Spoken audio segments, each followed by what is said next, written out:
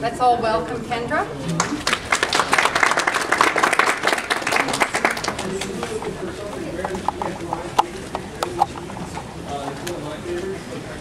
Alright, so last year I was living in Montreal in a tiny little apartment with not very much room at all. And actually what's really great in Montreal is that they have a curbside composting project, so the city actually comes and picks up, and it's a little bit of a trial run still. They're just doing it in some neighborhoods.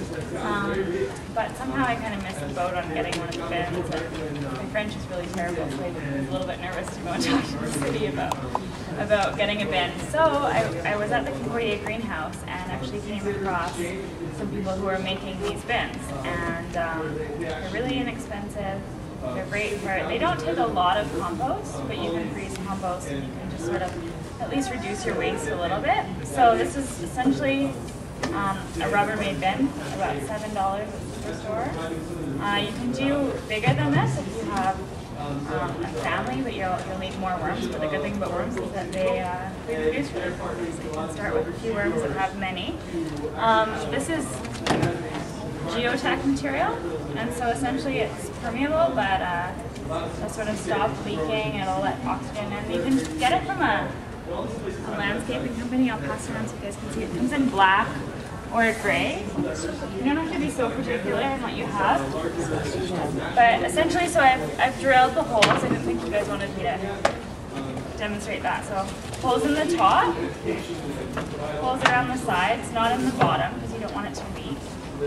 And you don't want too many holes either. I mean, you can look this stuff up on the internet. It's not an exact science, but you just don't want there to be too many holes and have it dry out. So it can be a little bit of an experiment. Better to start with fewer holes, and then if you think it's getting too moist, you can put a little bit more in. And then essentially what you're going to do is take enough geotech material. I've glued some of it in so that you guys can see what I'm doing. But you want to be really liberal with the glue because you don't want any leaks and you don't want worms escaping out. You want to keep them in the bin. So in the corners, and also this also stops the bugs from getting in. So the idea is to keep a really good seal, but to have oxygen flow.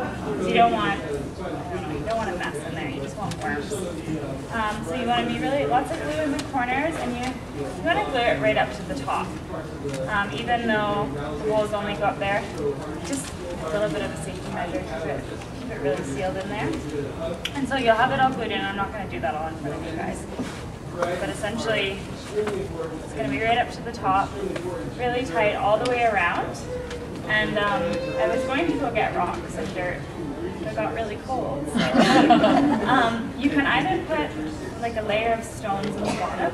The thing that we did at Concordia was just to take the same material and sew a sack that would fit in here and fill it with rocks.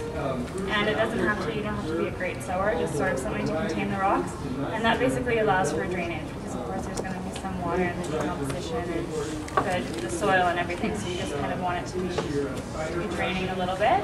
And then you can get like a couple bags of organic soil from Canadian Tires. Organic soil is obviously preferable. And then the thing that I don't actually know is where to get worms in town. I know there's a guy at the farmer's market, all things organic. So if anybody knows this, I tried to do my research on the internet, but I've seen somebody there, and they're red wiggler worms. So if you look up Vermicompost red wiggler worms, and then there's two sources. For Kamloops Quenelle, there's all things organic Mel Anderson, and his phone number is on the internet, and Fern Patterson, and that's Down to Earth Worms at Abbott Farms. But all of the stuff you can find it on the internet. And so you want to get, I started with about 250 grams of worms. It's a good chunk. It kind of looks like a big thing of hamburger. It's kind of gross, but you put them in, got the soil, and then they'll just disperse themselves. You don't want to spread them out. You really want to, I don't know, I kind of developed a little bit of a relationship with them. You look after them, you feed them, and you don't want to hurt them. They don't like the light. So really when you're feeding them, like I had mine in a closet, so I'd go into the closet and put the food in, and then you cover up the food. So basically you put about a cup of food in. And that was a little bit of a trial and error thing for me too, just to decide what they like. You know, they really like sweet potatoes, banana. They don't really like super acidic things. Like you'll notice that lemon peels and that kind of stuff will kind of remain. They won't really decompose that stuff. So you kind of play with what, and I like to put a combination in, like fruits and veggies. Avocado pits will never break down. You got to take those out. So essentially, you put the food in. Okay, you dig a little hole, put the food in, and then you shred newspaper, and you cover the food in newspaper. It allows for better composition of the soil, moisture-wise. And then you cover it with dirt, and you wait 3 or 4 days, and you kind of remember where you put the food, and you dig the dirt and see how much food is broken down, and if quite a bit is gone, then you move on. And so it's like a rotating thing. So you'll start here, and then you'll go here, you go here, and that way the worms will spread out. Yeah? No, I chopped it up. And one time I got my roommate to feed them, and I went in, and a gas, there was huge carrots and celery, and she was throwing it on top, and I was like, that's not how you feed the worms.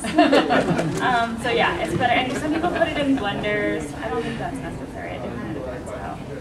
Again, it's kind of trial and error. I'm definitely not an expert, but it was really fun to learn and just to see what they liked, what they didn't like. And the good thing is that they reproduce. After about 6 months, you can actually take a whole bunch of worms out and give them to your friends, and then sort of remain interested.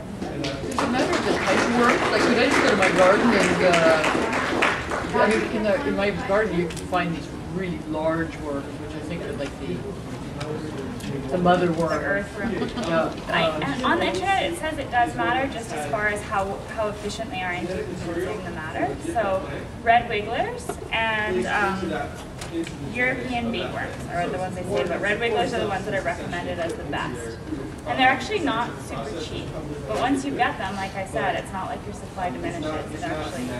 And so the program that they had going on at Concordia is that they had a volunteer base that would come in and drill the bins, make the compost bins, and then we would sell the bin with the soil and the worms, and then people would actually, after they've had the bins for a while, would bring worms back to Concordia and say, here, I have too many now, so you can use these.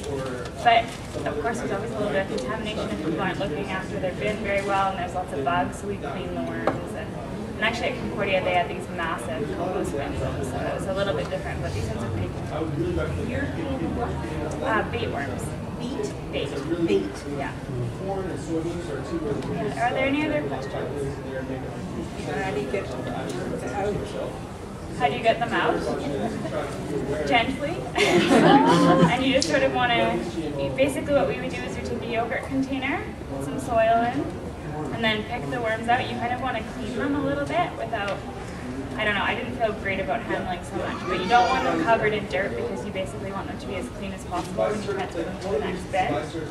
And so sometimes we would take a screen and we would put the soil on there and then pick out the worms because the soil would fall. But again, you're kind of wanting to work quickly and not have them exposed to too much light.